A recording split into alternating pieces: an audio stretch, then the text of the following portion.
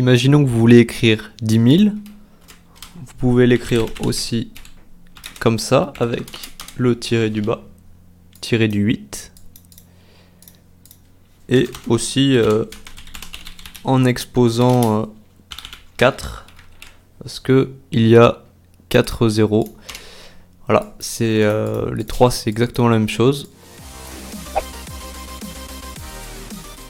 Donc dans ce tricks, on va voir comment afficher l'index et l'élément d'une liste. Donc for yx in enumerate L1 print yx. Donc on voit bien que y renvoie l'index tandis que x renvoie a, b, c. Ensuite, on va voir maintenant le cas d'une liste dans une liste. Donc même principe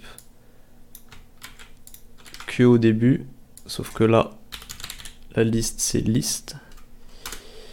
Et maintenant on écrit for y2 x in enumerate x.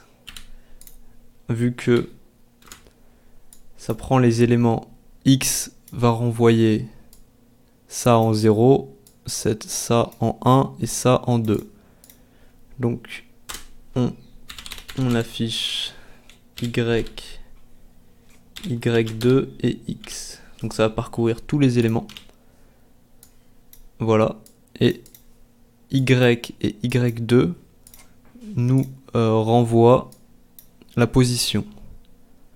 Donc par exemple, si j'écris liste y et liste y2, voilà, c'est la même chose.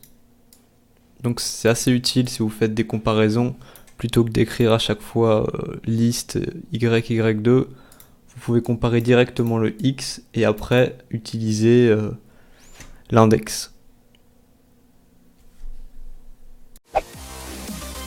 Donc pour ce trick, je pars du principe où vous connaissez déjà le for en compréhension.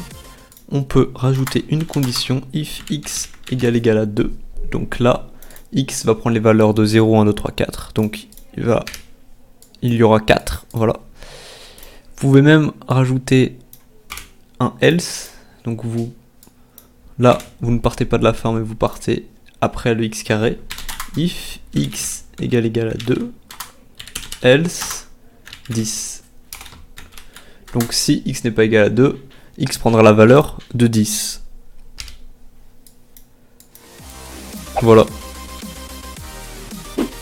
Donc vous connaissez sûrement le plus égal ou le moins égal, mais ça marche aussi avec la multiplication ou la division. Donc prenons maintenant une liste. Imaginons que j'écrive A, B, C égale liste. Print A, B, C.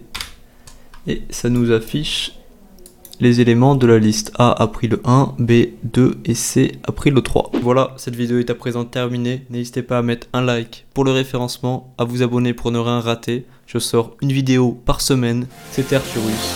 Ciao.